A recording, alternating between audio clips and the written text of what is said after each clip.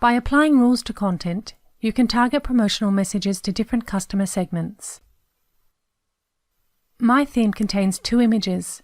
Let's apply one rule to this image so it's used for female customers, and another rule to this image so it's used for male customers.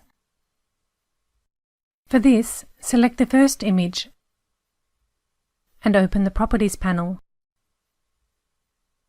Choose the Rule option, then the rule Used for male customers. Now select the next image and choose the rule Used for female customers. I've been using the male customer simulation. When I select the simulation for female customers, I see how my theme looks for females. I can switch between the simulations to make sure I'm happy with my designs.